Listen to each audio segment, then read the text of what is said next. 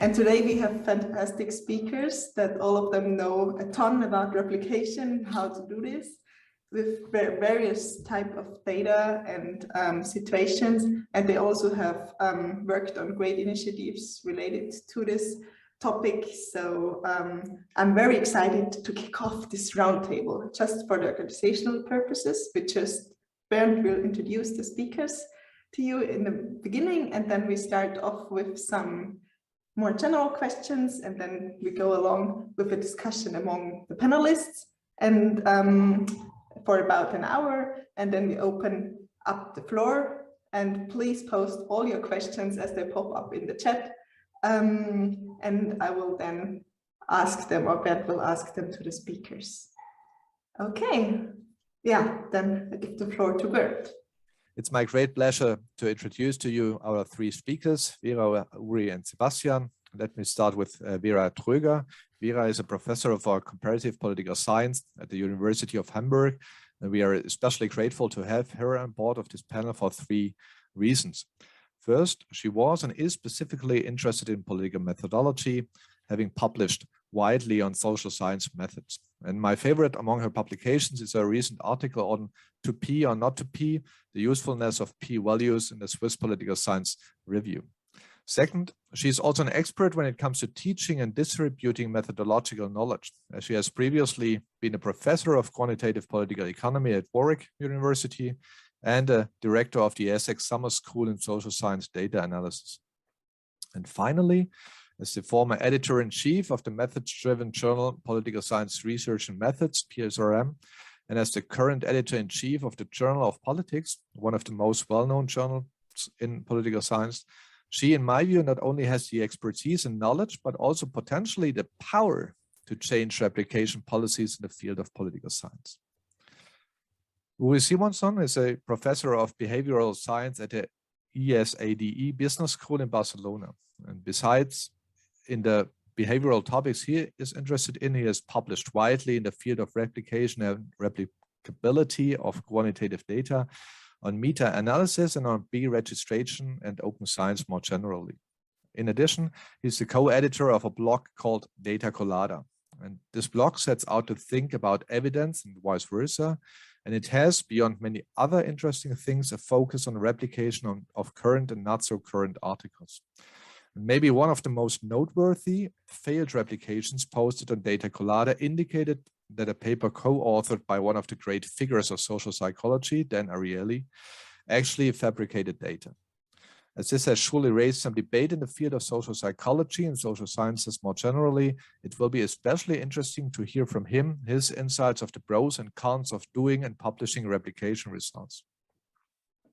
Finally, last but surely not least, Sebastian Karcher is a research assistant professor and, even more importantly, an associate director of the Qualitative Data Repository at Syracuse University.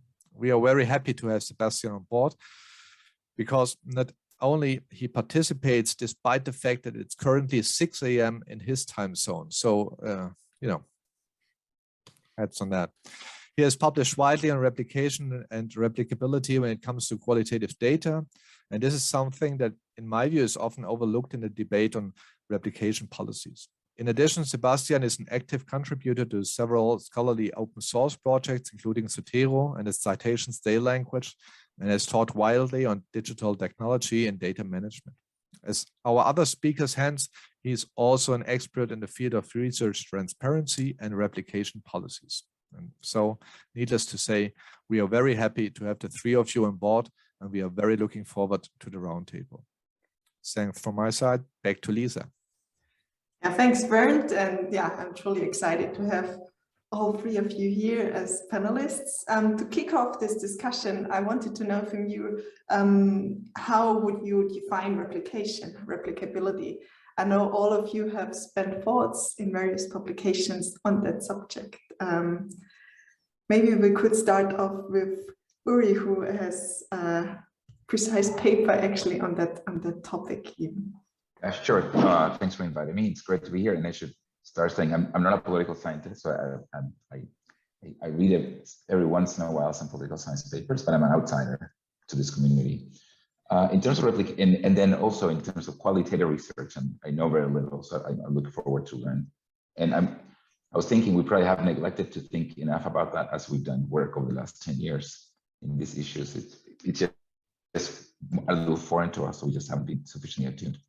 So in terms of replication, how I think of it is, first, loosely speaking, the idea that if you drawing a distinction between reproducibility and replicability, two terms are sometimes defined in opposite ways. So I think of reproducibility as obtaining the same results with the same data, and replicability is obtaining the same results with new data. That's a loose sense. So it's very serious when you have low reproducibility, meaning when you obtain the data the authors used and somehow there's an error in their code or something of that nature and just simply cannot reproduce what's in the paper. But then, and replicability would be, you seek out, in that paper that you mentioned, that I wrote about replicability, the idea is how to test if a study has failed to replicate, what statistical standard could we use for that? And one of my favorite parts of the paper got cut out at some point in the review process, which was the interaction motivating it. And it said something like, nobody really cares what happens in a psychology experiment. It's intrinsically uninteresting, right? Because you have 50 undergraduates making an inconsequential decision. The only reason you care about that study is that you think it will replicate in some other setting. Without replicability, that study has no value. And that sort of idea to me is, it's less true in other contexts. Like if you study an election, for example, maybe replicability there's a historical value to that fact on itself in a way that a 19-year-old Ohio State psych major choosing Coke or Pepsi does not. But to me, it's the corners of generating knowledge from a scientific perspective is that you can replicate it elsewhere. Thanks. Vera, what is your take on this? Yes, thank you for inviting me, for organizing this. So nice to meet you guys, Sebastian, Uri. First of all, Bernd, I wish I had the power, right? So if you have followed the Twitter feeds after I took over JOP, you might realize that there are many interests at stake, and there are many different interest groups that try to protect their turf, and so it's quite difficult to change the discipline, but I'll try my best to go especially in that direction of reproducibility and replicability. And I find it really interesting what Uri just said, so his take on replicability, because of course when you have experimental studies, then you have a very straightforward experimental study design. And if that is implemented with a different subject pool, then of course you hope that, then replicability is clearly something that shows that results are within a certain statistical range, very, very similar to what we've found before.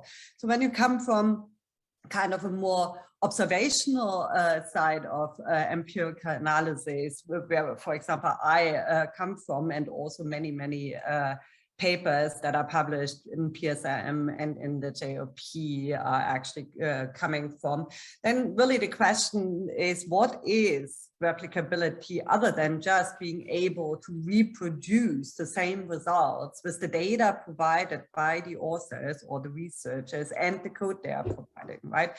And unfortunately, this is exactly the only thing that journals do at the moment, that they can do at the moment, because it's of course also a question of resources, right? But also standards. So this is what journals do in terms of replicability. Authors provide their data sets and their replication code, and then we have an analyst who goes through this and hopefully can reproduce exactly the same results as are presented in the article that we want to publish. So this is kind of the minimalist view in in an observational sense of replicability.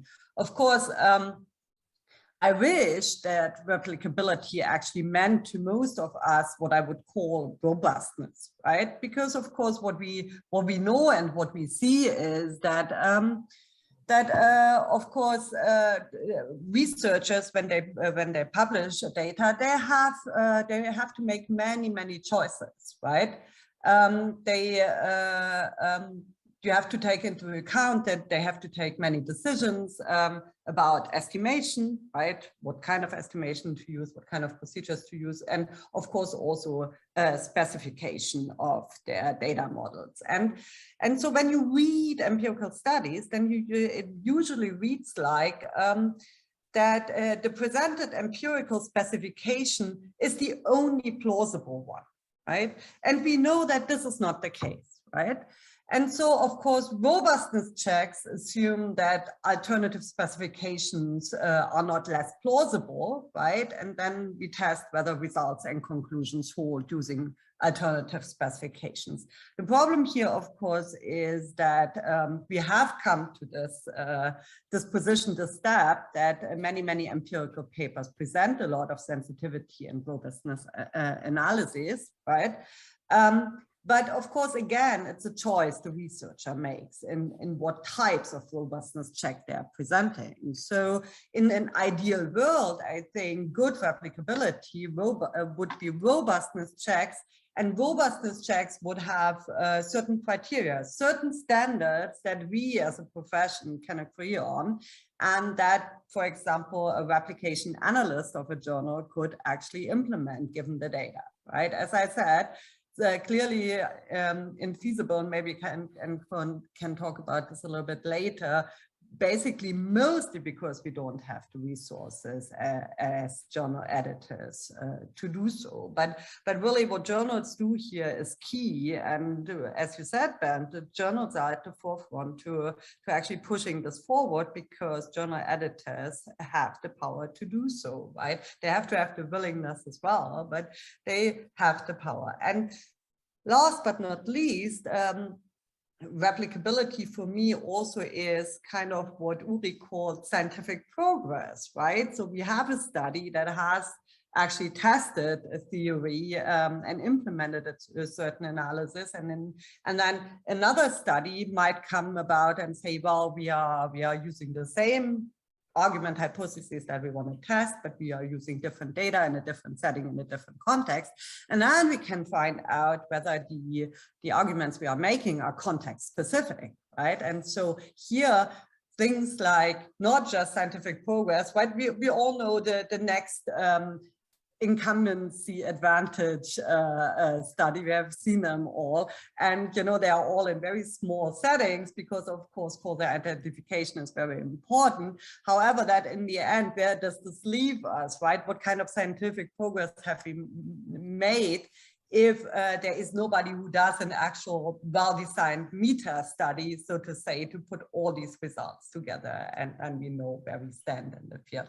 So it's direct reproduction, it's sensitivity and robust different specification, and last but not least, doing similar research but with different data and finding similar results. So the last one would not invalidate necessarily the results of a study, but would add to the scientific progress and the scientific knowledge that we have. And ideally, all three of them would mean replicability for me. Thank you. Amazing. That gives us a very good kickoff here. Sebastian, you're our expert also on how to do this with data that we seemingly is a bit more tricky in this subject. And we come to this question on asking how we can do replication with qualitative and quantitative studies. But just from the very get-go, what do you understand, thinking also about qualitative data, about replicability? How do you understand this concept here? Good morning, first of all. Thanks so much for having me. This is exciting. I'll mention that at some point around 7, probably, I'll have a co-worker on my lab for some time while my wife is getting the other one ready for school.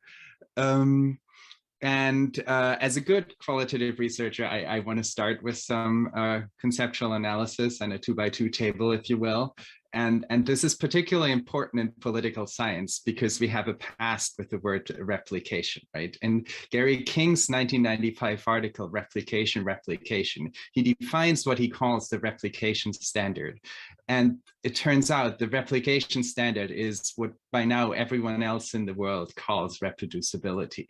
And that has caused an enormous amount of confusion in political science, right? In our Dataverses, the most common data repository, you have replication data for, but is this really replication data or is this a reproducibility data set? So the conceptual mess that Gary unwittingly, he was early in his time, but the conceptual mess that Gary continues to cause with this article until today is quite substantial. So in kind of generally thinking about the terms, I go fairly closely to what I think is the standard definition now that Uri represented. And I, of course, think of this as a 2x2 table, which is, again, for qualitative researcher, professional responsibility. So you have same data, same code, you have reproducibility, you have same data, different code. I would call that robustness checks. You have different data, same code or same analysis. That's your replication analysis. And then if you want your bottom right field, you could call this an extension of the original study, right? Different study, different data. So that's kind of my conceptual analysis drawing on John Gering's work also, just to kind of have a little bit of clarity. And the argument that I've been making with respect to qualitative data is that a lot of these terms fit poorly with how we do qualitative research. And that's not controversial among qualitative researchers, but that there is a transparency meta standard that allows us to evaluate qualitative research by similar categories that we can strive to and that we can produce work and certainly more materials towards that we should aim to. And so one thing that I always say is that reproducibility, or as it's sometimes called, computational reproducibility, in itself isn't actually all that interesting. What's relevant about computational reproducibility for quantitative work, and Gary is actually very clear about this in his replication article, is that it actually is the most elegant way to show you exactly analytically what the authors did. And I would argue that scientifically, that's actually what we care about. And we don't have computer code in a qualitative analysis. So what I'm interested is not to kind of somehow approximate some mechanistic thinking in qualitative research, but to produce that type of transparency, to be as precise as possible about what the author did in the process. And so the argument that I'll kind of be making in various ways throughout this conversation is that we should thrive for transparency as kind of the unifying meta standard across different types of social science. And then I'm looking forward to kind of fleshing this out, how that might look in different ways for qualitative research, and how it also relates to, right, the multi-method research that we're seeing in a lot of political science, where I think that dialogue is particularly interesting. Absolutely, yeah. Before we move on to this more in-depth discussion between qualitative and quantitative standards, and maybe what standards you would define on all of this, maybe we could switch in a more normative question. So how would you see replicability in terms, so what is the relationship between replicability and credibility? Where is the line here, and how is this relationship? How can we describe this relationship here? Vera, do you want to start?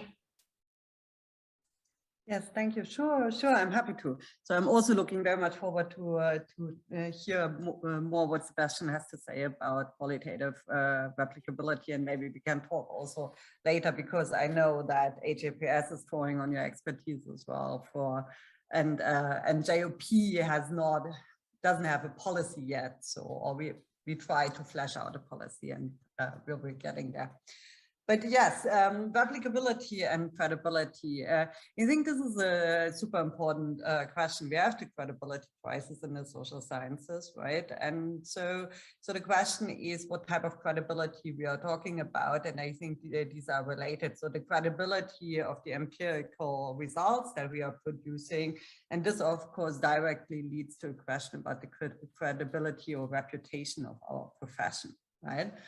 And I think, so here replicability comes in because some fraudulent practices where we have seen, very famous cases in the past that actually really negatively affect the reputation of our profession. And replicability comes in as one step towards trying to close the loopholes of potential fraudulent research practices. And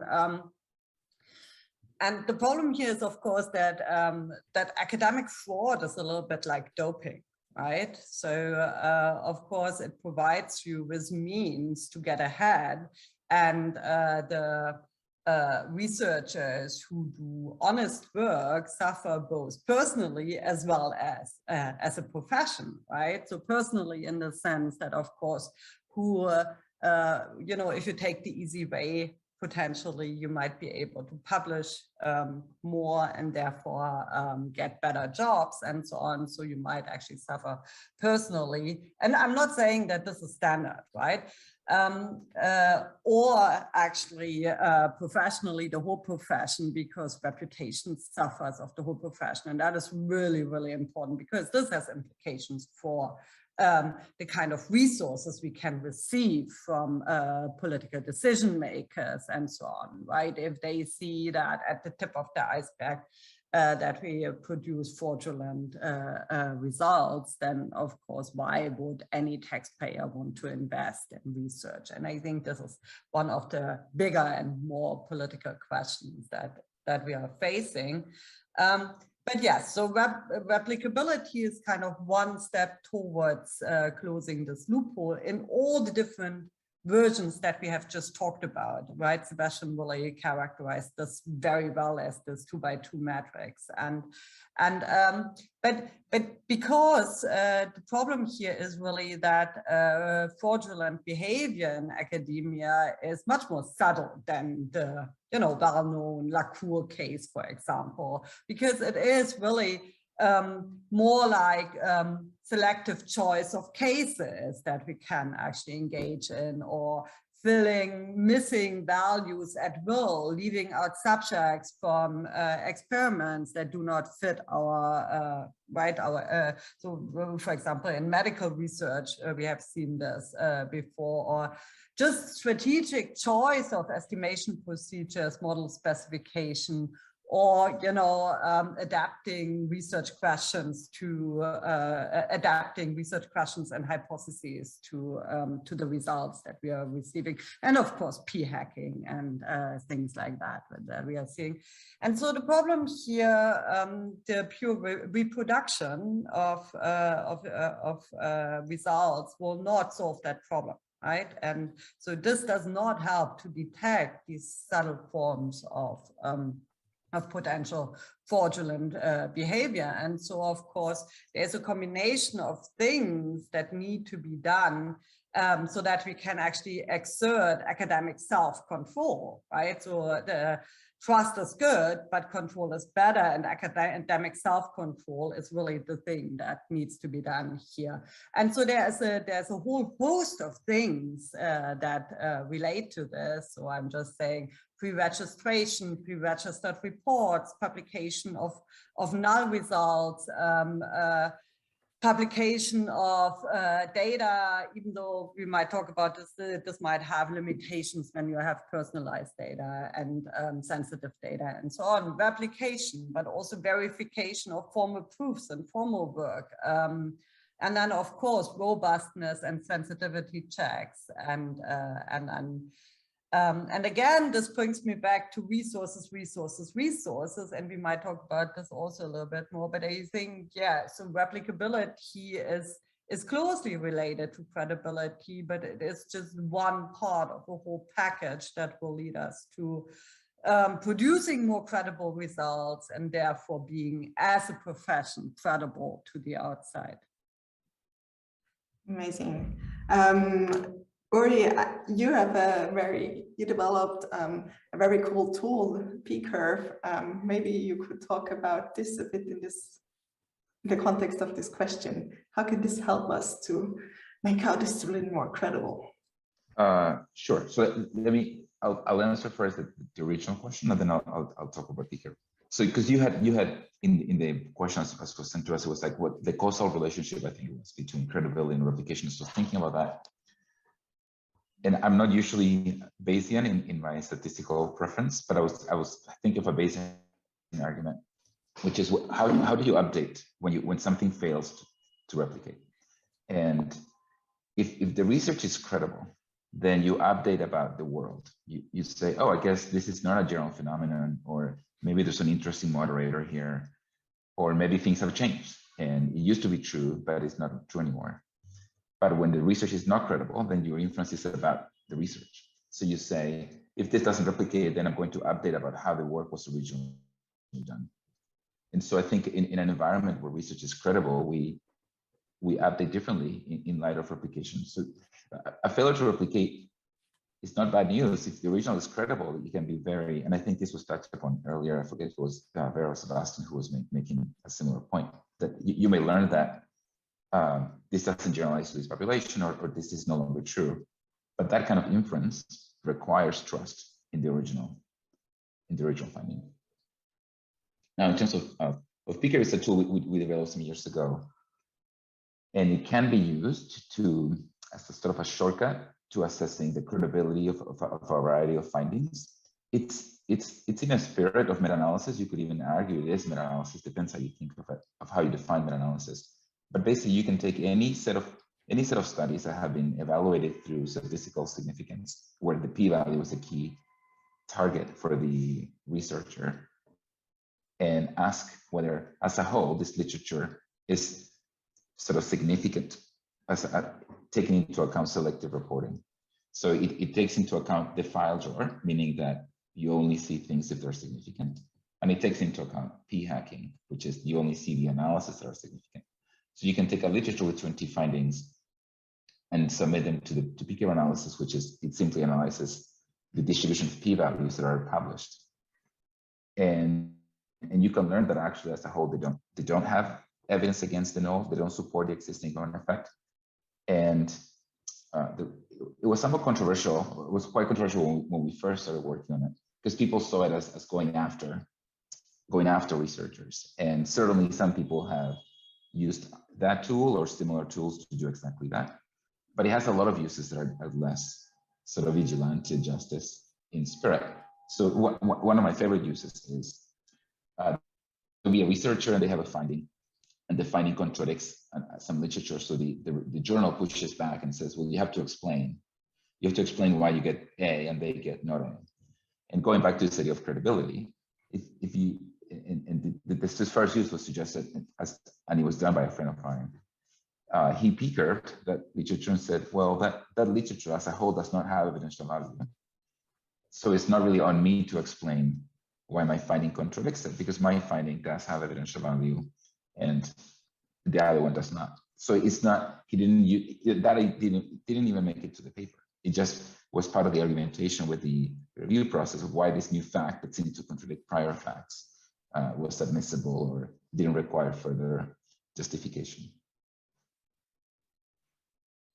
That neatly outlines the process and maybe how it should not look like sometimes. Thanks so much. Now we are all waiting, super excited also for your take on this, Sebastian, how you would define this. I guess I want to make 2 points. One goes back to the transparency part, which is that to the extent that we're actually interested in catching fraud, neither reproducibility nor replicability help us a lot, right? If people think back to Lechner, A, his work was reproducible, and B, somewhat ironically, it turned out that in Brockman and Callas' work, it actually replicated in an extension. So it passed both of those both of those markers, yet it was fraudulent. And the reason that was possible for Brockman-Kaller to find out was, of course, transparency, right? It was the data was ability, so they could do the type of detective work that Uri and his team at Datacolada are also well known for. And then they went further and kind of got additional information, and that often matters, right? Providing additional information, say, which survey firm did you use, was I think the kind of the thing that got Lacour to fall. And so by providing those additional transparency bits of information, to the extent that we're interested in catching fraud, that's what helps us. I don't think this is the interesting debate. There will be fraud. It will be hard to catch. We'll hopefully catch some of it. But I don't really want to be part of a social science that's principally interested in catching fraud. And that's not, to say that work like Brockman-Kaller's or Uri's in catching cases of fraud isn't important. But I don't think that should be our day-to-day focus in how we do work. So moving on to replication, I think qualitative researchers tend to be quite comfortable with work not replicating in the closed sense. So if I find something different in a related study to you, I don't actually necessarily even think that you've done something wrong. There is just such an incredible wealth of possible information and roads of analysis that I can take if I approach the type of big questions that qualitative work does, right? Like, how does labor incorporation affect the party system in Latin America?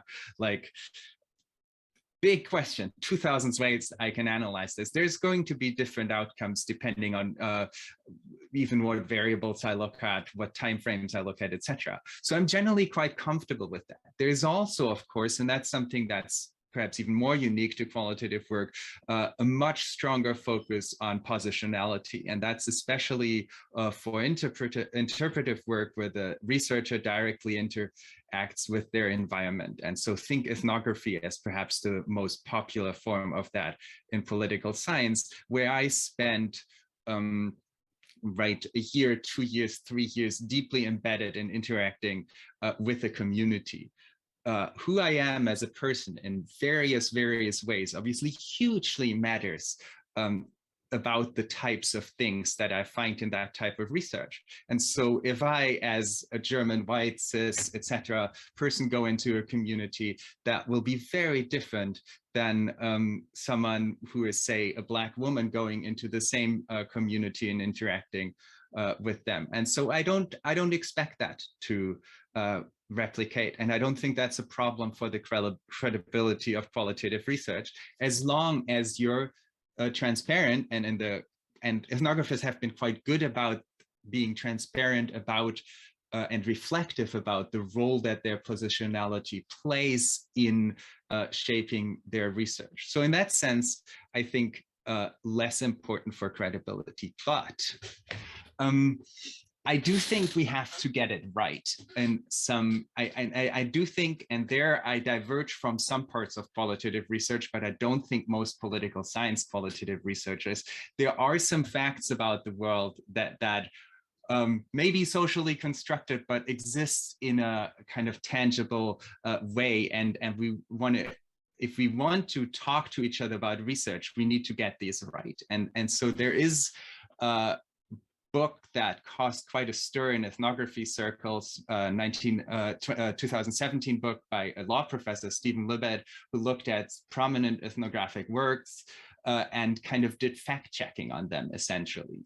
And some did quite well and some did quite poorly.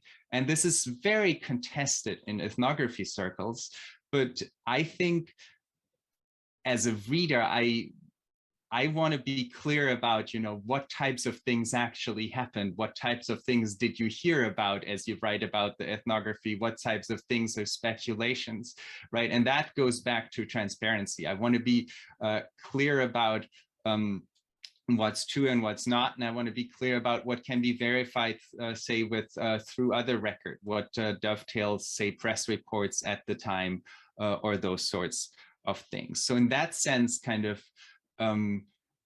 checking whether things check out with the record. There's some. I was trained as a political economist, and so when I was in graduate school, one of the big debates was on what's the role of capitalists and business in shaping the welfare state in Sweden. And there was a very fierce debate between Peter Svensson and Walter Korpi about, Svensson argued it was really enlightened capitalists in Sweden who kind of in cross-class alliances helped build the Swedish welfare state. And Walter Korpi, good Swedish socialist, was like, nah, they were against it the whole time. And it was just the forcefulness of the Swedish labor movement who made the welfare state. But what it boiled down to was who had the right reading of the archival records that they looked at. And so I don't think anyone ever did that. There are some examples where people did, but I think replication in that sense is, going deeper into the archive and looking more closely at the archival evidence, probably still going to have an interpretive a debate there, but I do think there are standards for archival methods, so there is a right to be had there.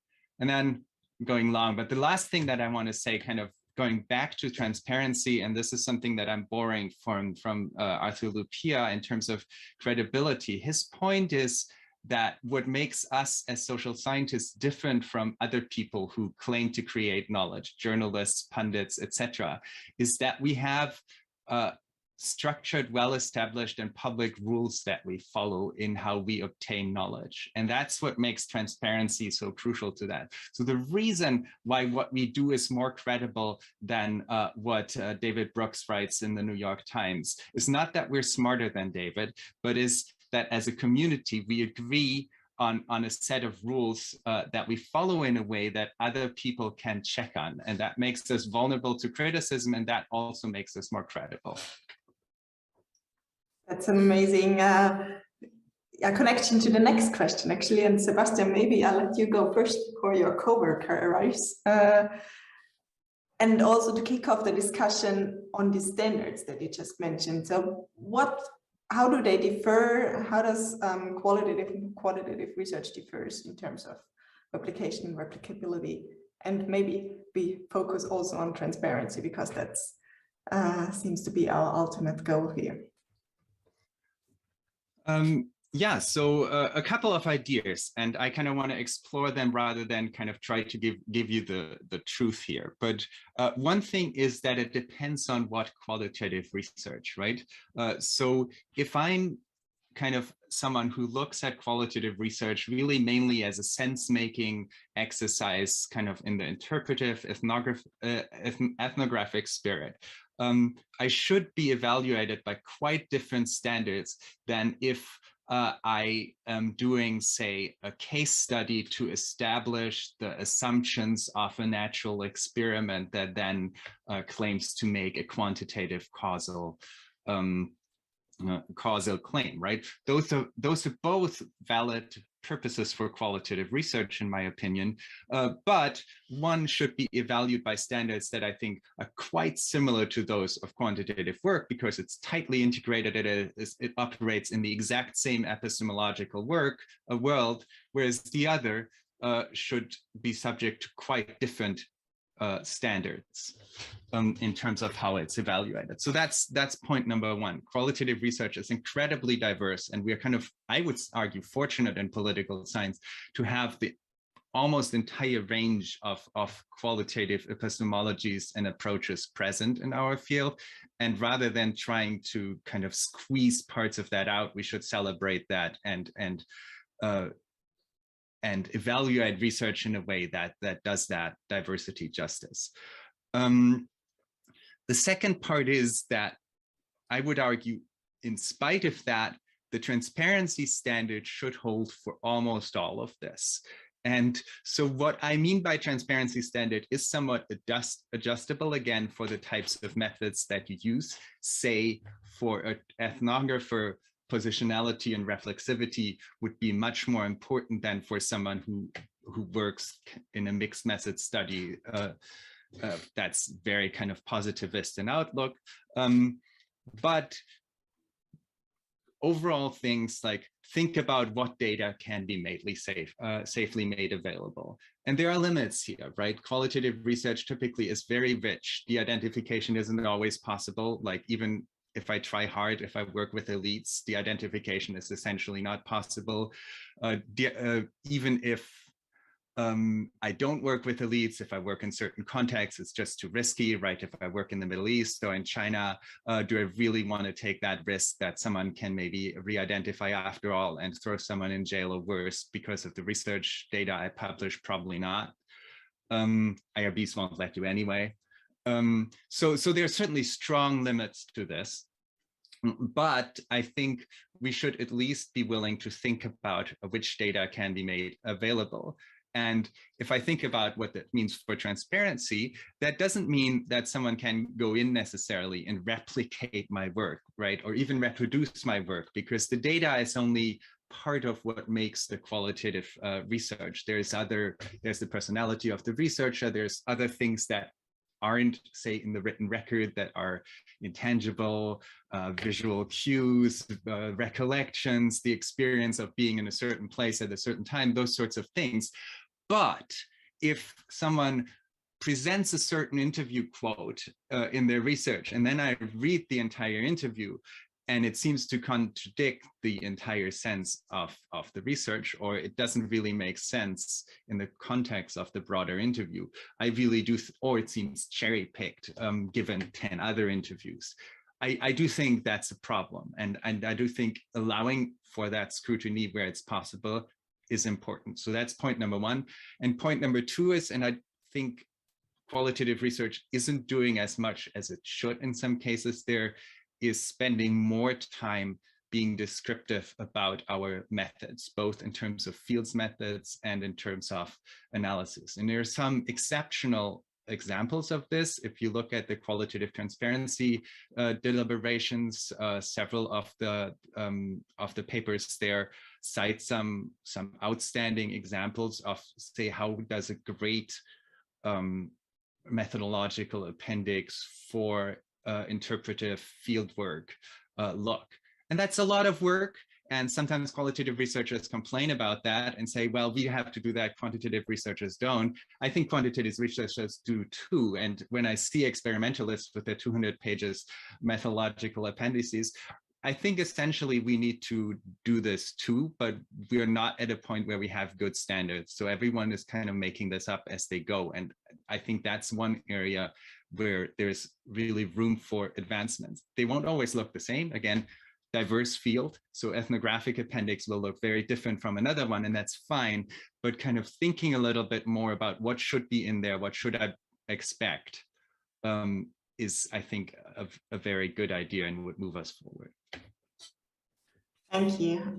That's amazing. So, Vera, you also spent quite some thoughts on the differences between quantitative and qualitative research in terms of replication, replicability, and transparency. So what do you think in terms of these questions?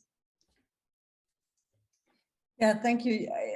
I honestly believe that, yeah, replicability is really key, but I fully agree with what Sebastian says, that this meta standard of transparency is what unites both qualitative and quantitative research. And I think what this would mean for me as a journal editor would mean publication, right? Publication of data, publication of what I would call kind of a coding scheme, and of course a replication file that explains exactly how I came from the raw data to the results that I'm presenting and interpreting. And this kind of process might differ for qualitative and quantitative research, but that is the process that needs to be publicized, right? And this is, of course, again, where potentially publication outlets and editors of publication outlets are key, because they have to develop these standards also potentially against some pushback that we might see from, and we had the exact same pushback with quantitative research, right? And we still do. But when I look at where we have come to in terms of being able to enhance transparency, I still fully agree with what everybody said, that reproduction is only, a very small part of the whole replicability puzzle, but it's one step in the right direction. And when I actually look back at when we introduced replication, reproduction, and publication of replication code for PSRM about 10 years ago, then I just looked it up. We did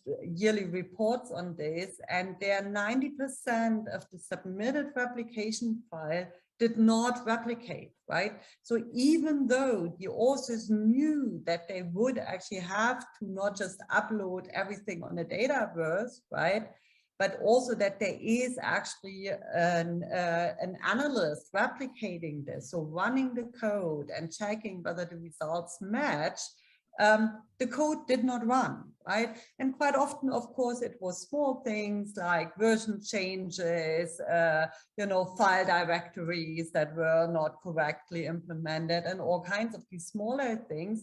And this has completely changed, right? Now, when we do that at JOP, 99% of the code run, right? The code runs. So you actually run the code and you get the results at the end.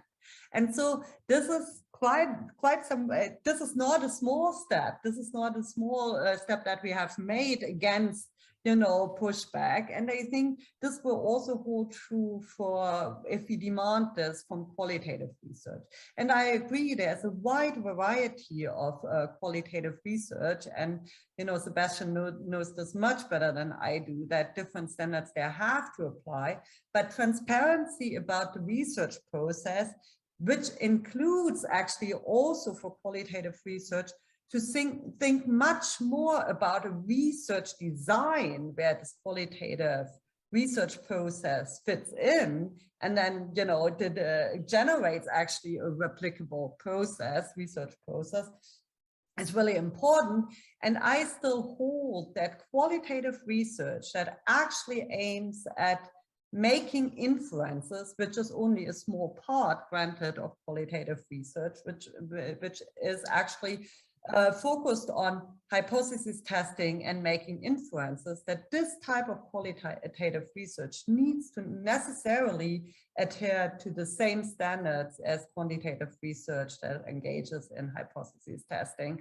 And so we have to still flesh out the standards a little bit better. But there are these initiatives, right? The DART initiative that with Schlipphak and others who, Sebastian, you know this better, the repository, the qualitative data repository that works on this. I'm just looking back that I know that HAPS started to actually try to generate common standards for qualitative research and replication of this, potentially also 10 years back, right? And in 2019, when Jen Lilly already had taken over, the first article was published that actually was the first qualitative article was published that was fully replicated. And also here we see really a lot of move and push in the right direction, right? But I completely agree that it is a little bit more difficult to actually formulate those common standards for qualitative research, especially this qualitative research that is more ethnographic, that is more hypothesis generating and theory generating on the more inductive side of things and not on the deductive side of things.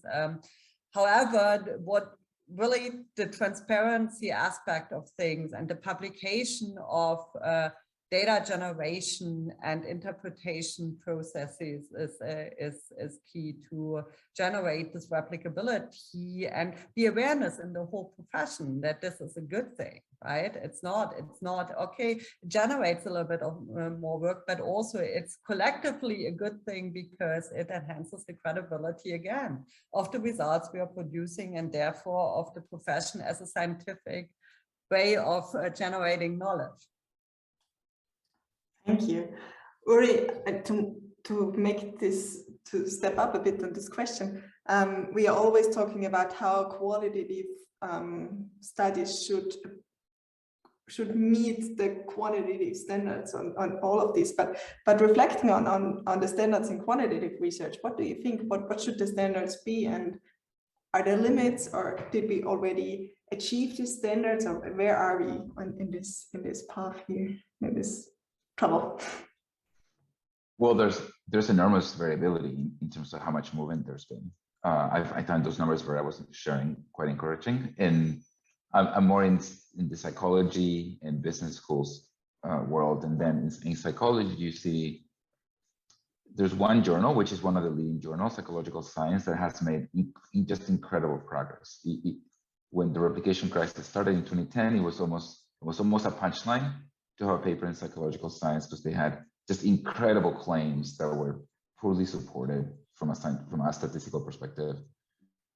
And now they have something like 60–70% of studies are pre-registered at similar rates of sharing data and code, and just an openness to publish failures to replicate, an openness to publish studies with a methodological contribution within an existing paradigm that simply makes the existing claims that were not justified, but now they're justified with the right analysis. Just sort of from a reformer's perspective, ideal. But there are other journals, for example, within the business world, marketing tends to be closer to my interests from the research perspective. And there you've seen very little movement in terms of how things have changed. So and I think part of the reason is it's very much a movement, even though it's a grassroots movement, it really requires somebody with power to take on their peers. Like, for example, in Psychological Science case,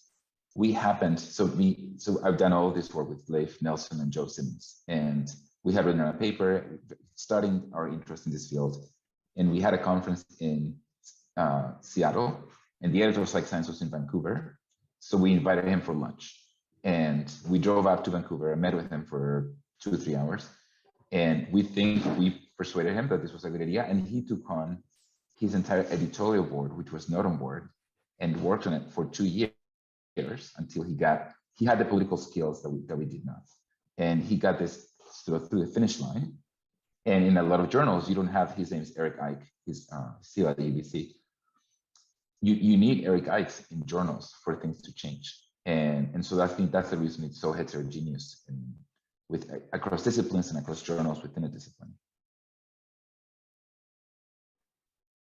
Okay, there are many more questions I could ask, but there are also already questions in the audience. So let's tackle these, and then maybe you can discuss amongst yourself a bit more on all of these issues. So I can hand over to Bernd for taking some of the Q&A questions. Yeah, I mean, there are 4 questions up to now. And the first question, Vera has already signaled that she wants to answer this question. So I just read it out aloud from Rob Acril. And he states, I love Vera's fraud doping analogy, but to what extent do journal editors have a role to play here? Unless there is greater acceptance of negative or null results as being a valid part of research, won't pressures remain to find data and results that journals want to publish? Yeah, thank you. This is a hugely important question, and I fully agree that this is one of the major problems. Colin's question, the 4th question, I guess, relates to this, and I might try to answer both of these questions from my point of view as a journal editor. Well, yes, we all know the problem, and this is a problem of the discipline and the profession as a whole, right? Every profession that does empirical research, we all have these file drawer papers, right? So a bunch of papers that sits there where we actually thought we had a good research idea, and in the end, the empirical data analysis didn't pan out and did not produce significant results, right? And we didn't p-hack, and we just put it in the file drawer because we knew most journals wouldn't publish null findings, especially if they are not experimental but observational. And so clearly there's a question of, yes, journal editors and people in power have to make moves toward, you know, trying to publish more of these null and negative results, but also publishing data papers, replication analysis, as we just said. So these kind of things are important. But we have to do this in a structured way, right? Because of course, what we in the end want is that no scientific knowledge is lost, and the research we are doing is both efficient and effective. What I mean by efficient is that, well, I might actually start a research project not knowing that 10 people already had the same idea but didn't find any results, and these results weren't published and landed in the file drawer, right?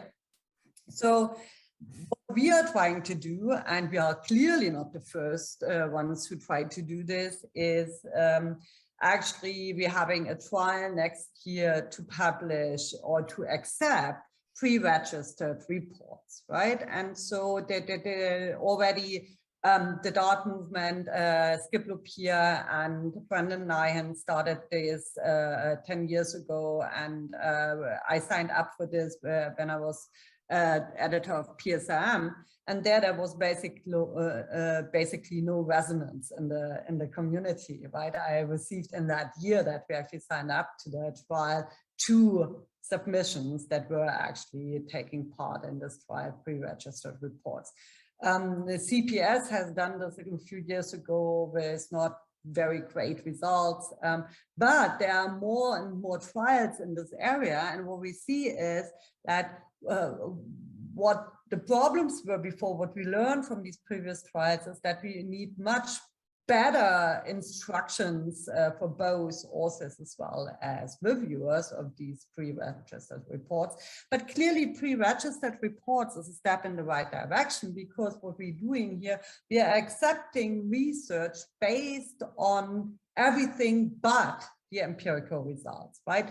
Based on, is that a great research question? Does it fit our audience? Does it speak to a broader audience in political science? Do we like the argument, the theory, the research design, right? And once we say yes to this and also think this paper is actually well written and will be read by a wide audience, then we can accept this without having seen the results. And then of course, then this really links back to what Uri said before. Then, of course, based on these type of results, even though there might be null results, we are not making inferences about the research design, the peer hacking or whatever, but we are making inferences about the world around us, right? So even if you find null results in these pre-registered reports in an ideal world, we learn from this and will change potentially our arguments, our theories, and then put this to the test again. And so this is one very structured move in a direction of being able to credibly publish null and negative results. And this is what we are doing next year. I hope a lot of you will actually submit pre-registered reports. I know this is just a very small step in the direction of publishing null results, because it is focusing on a certain type of empirical research, basically everything that has to do in some way with experiments, right? Experimental research that have an experimental design, vignettes, surveys, and so on. Of course, we need to move forward and also think about how we can do similar things with observational studies. The problem is, of course, the one criterion that is important when we accept this type of research is that the researcher cannot have their hands on the data before they submit their research design. And this is, of course, a little bit more difficult in observational research. So everything we have said about fraud and potentially fraudulent behavior is, of course, also then applying to pre-registered reports if researchers had their hands on the data before and can adapt their questions to the results. And but yeah, I think so this is one step in that direction, and I fully agree, this is one of the really important things, giving more credit to data collection and data provision, giving more credit to replication analysis, and giving more credit to well done and informative null results. Thank you. Thanks a lot. We have other questions more regarding to Sebastian. Sebastian also agreed to answer them. The first question is about your statement, Sebastian, that you have been asking for being more descriptive about the qualitative methods. However, Regina Weber sees problems with the 8,000 words limit of papers in most journals. So there seems to be always a problem with the length in qualitative papers. And I think Regina says that it's a structural problem, given that we need more space to present, for example, interview quotes. How should we tackle this in the future? Yeah, so it's 7 o'clock. I've been up for an hour, so now I'm going to start being controversial. So if you are a journal and you want cutting edge qualitative work and you write 8,000 words as your word limit, you're signaling to qualitative researchers that they're not welcome. Cutting edge qualitative work does not happen in 8,000 words. We can't have, if we want to write small books, which we all can, journal isn't a good place, but there's a very clear, not coincidental correlation between journals that allow 10 to 12,000 words and journals that publish the best qualitative research. You don't print that much anymore. Most of it happens electronically. A couple thousand extra words won't hurt you. You want great qualitative research, give qualitative researchers the space they need to do that. That said, I think part of the methodological part needs to happen outside the article itself, right? Just the way it does for quantitative work. So the details of data collection and research, depth of research design at some point should go into some sort of appendix. Some of you may know I'm one of the things that QDR is working on is this idea of ATI, we call it annotation for transparent inquiry, that dovetails on Andy Moravcik's works on active citations. So essentially the ability to annotate specific sections of the article rather than having a static 100-page appendix where you don't feel, where you never find the relevant part. So kind of making that speak a little better to qualitative research.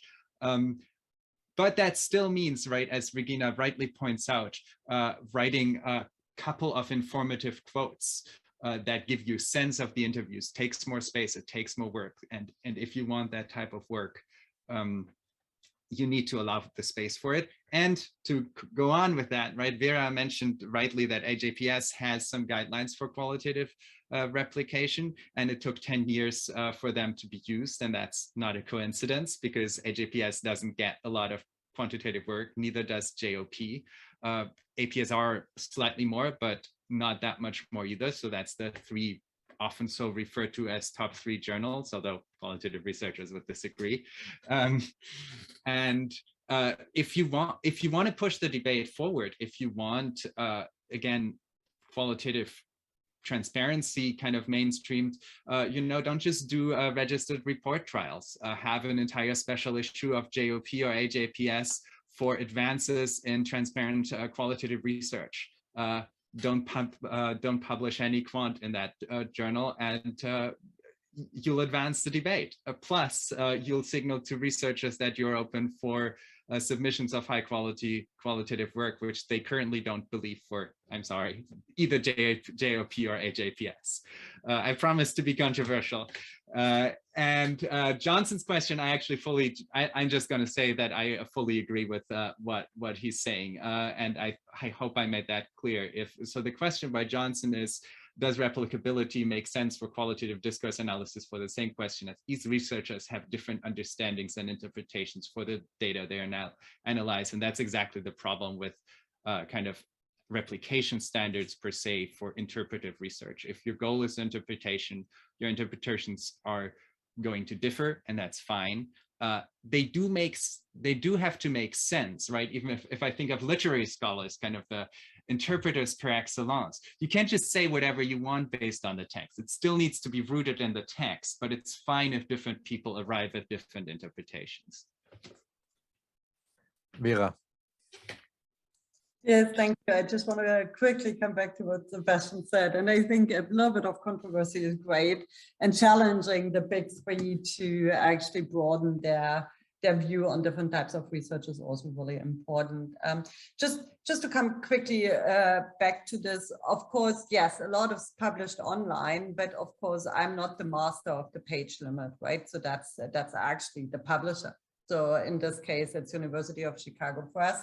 They give us a certain page limit that is negotiated with the SPSA, who pays for that, right? So, and then of course, we have to also be aware that impact factors are calculated by, right? So if it's all kind of a question of, so I'm fighting fights on different kind of fronts every single day, right? I have the same discussions with political theorists who push back a lot on page limits, for example.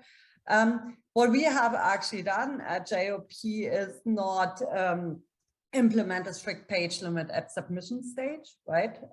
So if you submit a paper that is longer, you can well do so, because that of course then gives the reviewers enough space, and you can actually use that space to tell the reviewers how your research looks like and why it's important to use that space.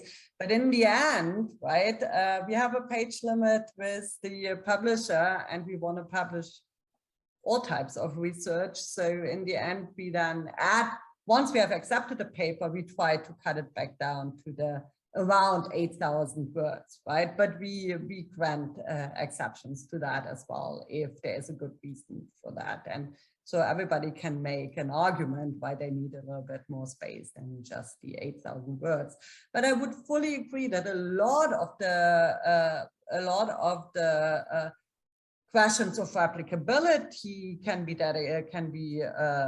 dedicated to other spaces, right? An appendix, an online appendix, and referred to in the paper, which does not preclude or which does not solve the problem of having to use more space for voting interview questions. Well, we are not doing special issues, right? We don't have the space in the journal for doing. We never do in no area of political science. The JOP does special issues because we are getting 1,400 submissions every year, and we publish less than 10% of those, right? So it's special issues is a really great idea, but it also then again will generate a lot of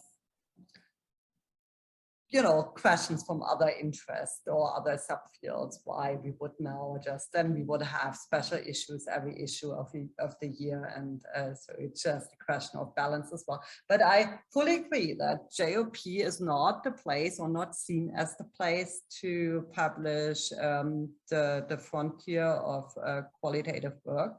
But we are open to actually look at qualitative papers, and maybe we have almost 100 people in here. Maybe I can get the message out that please send us your qualitative papers, and then I come back to Sebastian and we see how we can actually make them replicable as well. Thanks. Sorry.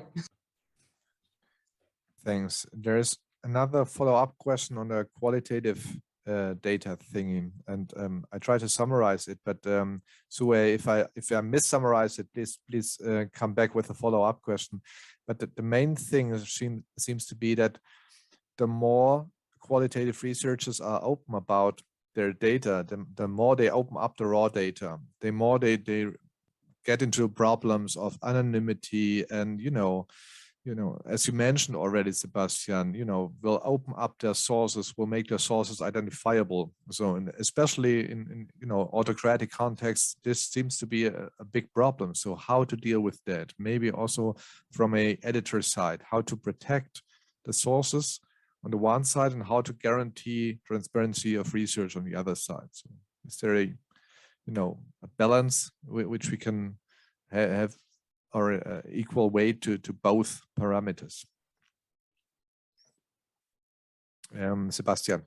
Yeah, from my perspective, this is a very hard question, but I think parts of it aren't that hard, right? Parts of transparency are not raw data or not data at all, right? So, and there's actually a fair amount of consensus if you read, again, the qualitative transparency deliberations, that what DART calls production transparency is important and uncontroversial for qualitative research. So writing a great appendix that outlines exactly how you collected data, how you selected informants, how you analyzed, got from transcript to argument, those sorts of things, doesn't endanger anyone, does a huge amount for transparency, arguably as much, if not more, than the data in some cases, depending on the article. So that part is hard work, but doesn't pose the types of ethical issues that Sue mentions. In terms of the ethical issues, for one, I think reviewers typically don't see raw data in political science. That's different in other disciplines, but including for quant, it's typical for the data to be posted on acceptance and not during review. I think political analysis might be the only major journal that I know of that does that differently. So for the review process, that's less of an issue. But for the data on acceptance, we need to think hard about how to do this fairly, right? And generally, the current APSA position is that the author has the last word. The author is the only person in the right position to decide whether the data can be safely practiced. In general, I think that is probably right because they have the contextual knowledge, but there is, of course, some sort of moral hazard problem, because if you can get out of the work of publishing the data, which it is, by just saying that can't be done, it's qualitative, it's too sensitive, that also creates the very easy out. So having some way to push back, or some standards, you know, these data should really be publishable, doesn't seem particularly controversial. Those sorts of things would seem to be possible, but it's very tricky because you're also, of course, interacting with the regulatory framework in the US. The IRBs are governed by federal law. So it's a very delicate place to tread. So requiring data submissions tricky. The other thing to note is that data repositories, one thing that we think we are great at is protecting sensitive data by managing access requests. ECPR, of course, for quantitative data does an amazing job with that, and we're pushing that heavily to where data are sensitive, right? Just because the data are in a repository doesn't mean everybody on the internet can just download them, and we're able to safeguard data and provide controlled access where that's necessary, and that's absolutely commensurate with transparent research, right? As long as you know how to get to the data once you've complied with the ethical requirements, that's just as transparent as for public data. On the same topic, Uri, you're coming from a psychological background, right? So, I mean, this must also be a topic in the psychological field of work, actually, because you also have some qualitative data, and you know, data sources may be even more vulnerable than are the sources in political science. So, is there any recommendation by the side of APA or something like that, so which we may learn of? I don't think so, because there's a vague directive of not posting identifiable information, but that's not very, it's not made explicit what that entails. So I co-host a site that is like Dataverse. It's called ResearchBox, and one thing we do is when you upload files there, the server runs a bunch of checks on the data. So it reads the actual data file, and it looks for patterns. So it will block people from uploading IP addresses, phone numbers, email addresses, latitude and longitude, and it will tell the researcher, you know, this file contains this identified information. You can overrule the RABA, so you can say, no, you made a mistake, this is a false positive, in which case an actual person then takes a look at the file. But for the kinds of things you're talking about, like qualitative work, you know, with political activists, it's not the kind of grade of privacy or, you know, security that we're talking about. We're talking about you know, somebody completes a survey and talks about a fight they had with their mother, and then in another survey you can start triangulating and figuring out who that person is.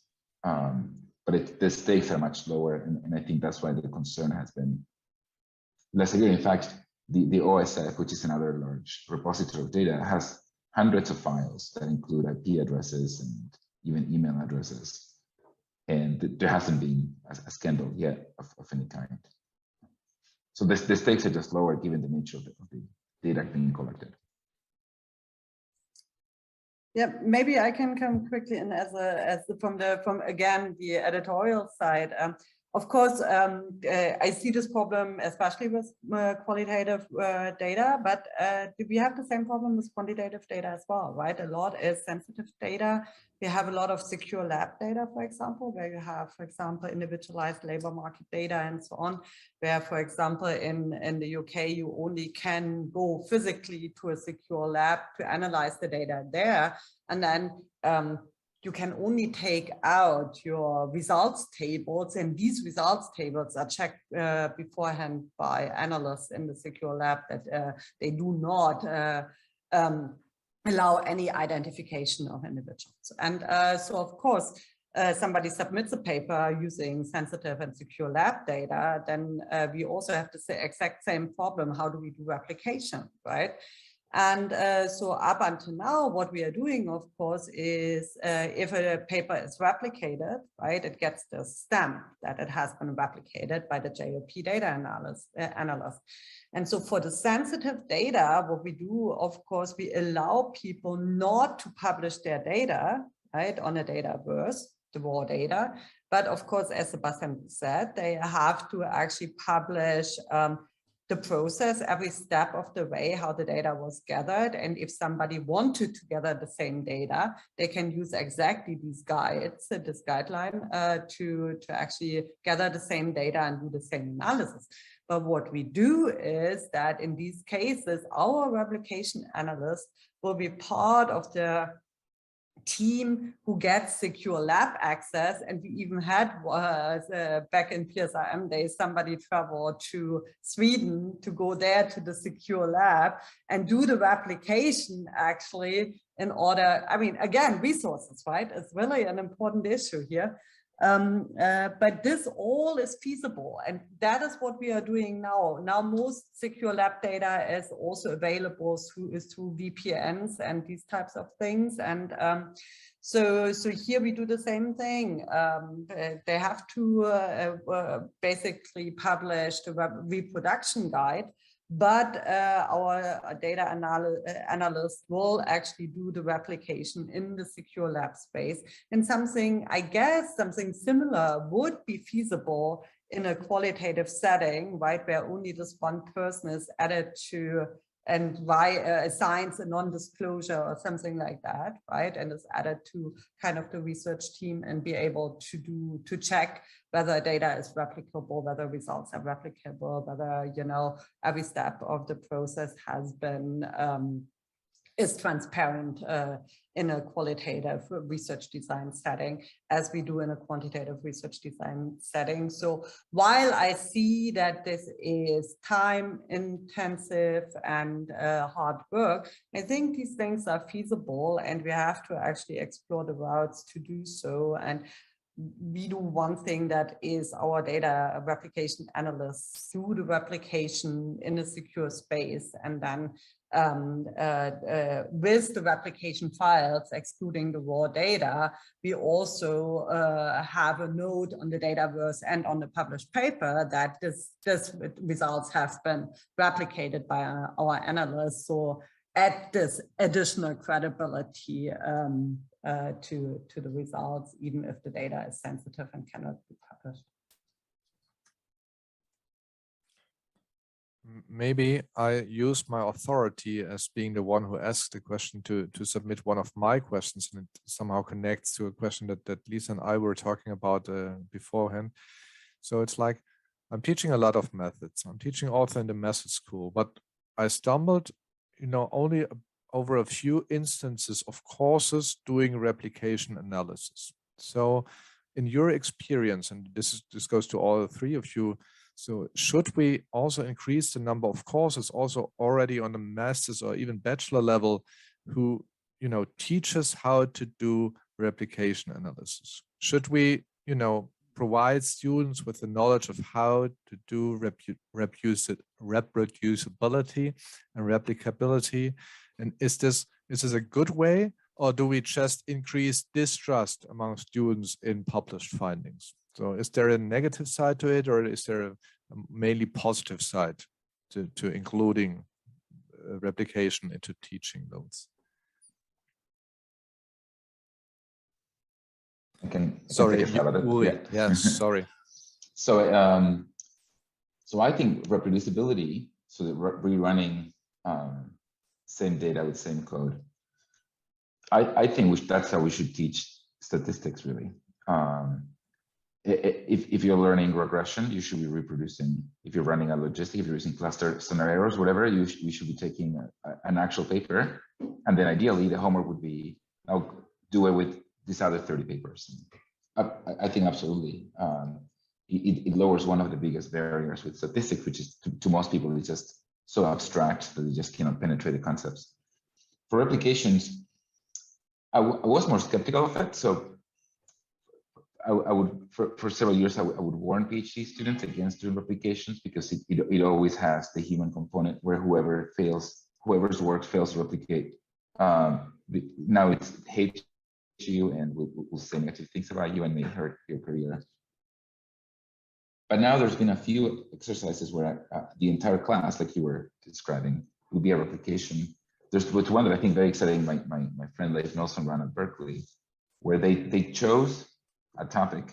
In this case, it was the impact of scarcity on multiple psychological phenomena. And then in groups of 2 or 3 students, each of them chose one published study in that literature, and they replicated it. And then they turned this semester-long replication effort into a PNAS paper. It's like a different type of meta-analysis, because it's a meta-analysis of only replications. And one concern one may have is that, actually, I think you were hinting at that it may be demotivating for students, but in my experience, whether students succeed or fail, it just makes the research so real to them that it's actually quite motivating regardless of the outcome. So I was kind of skeptical to this kind of idea before, but having seen the outcomes, I'm excited about it. Thanks. Vera? Yeah, thank you. I kind of agree. It's part of the research process. So when I teach intro to stats or specification issues, or the courses I teach in quantitative methods, I always have my students same thing, replicate. And one, there are always 2 exercises. I give them one paper with the data that goes with the paper, and they have to do the replication analysis, with a set of guidelines at home, and then we discuss it. And then, another, not an exercise, but the exam is that they go out there, choose their own empirical study, get the data that goes with the study and replicate it and write a report on it. So I think it's a great idea, because students learn a lot, and students also learn that even big names in the profession, right? Only how we say in German, cook with water, right? So that they do analysis the same way as everybody else, and they are not actually above making any mistakes. And so I think it's a good exercise also to see that that the research process is sometimes a bit messy. It's a bit, can be riddled by errors and mistakes, and still in the end, we get results that make sense and are interpretable. So yeah, I think replication helps a lot with understanding the research process. So I think it's a great way for students to learn about, not just about statistics, but about research in general. Thanks. I first asked the quants, and now I'm asking the qual, because replicating quant stuff is easier to teach than probably replicating qual stuff. So Sebastian, your opinion would be much appreciated. So we are actually very interested in that, and there's various ways in which you can go about doing this. So one thing that Colin Ellman, my boss at QDR, and also Andy Muravchik do is they pick high quality qualitative papers that have data that are obtainable, so public documents, secondary sources, those sorts of things, and essentially have students go through all the original sources and hunt them down and see if the author's claims are tenable. We like to call this verification. It's not reproducibility per se, but you kind of check, does it make sense? That's actually what we do for AJPS when they asked us to do reproducibility checks on a paper. And that's a fair amount of work. I would like, you need to have a very good undergraduate class with a fair amount of time to do that type of work. I think you should probably do it if you have a dedicated graduate qualitative method class. I think you probably should do this. So that's number one. The other thing is that if you teach kind of more coding related qualitative research, that's more common outside of political science, but we see some of this in political science. You should absolutely have students code and potentially even recode data that has been used in articles. And instructors are doing this not enough, I think, and we're pushing on both fronts. We're very interested in that. Thanks a lot. Looking at the time, Lisa, I'm getting back to you maybe. Yeah, I see that unfortunately there is one more question, but yeah, I think we need to close just to be true with the time.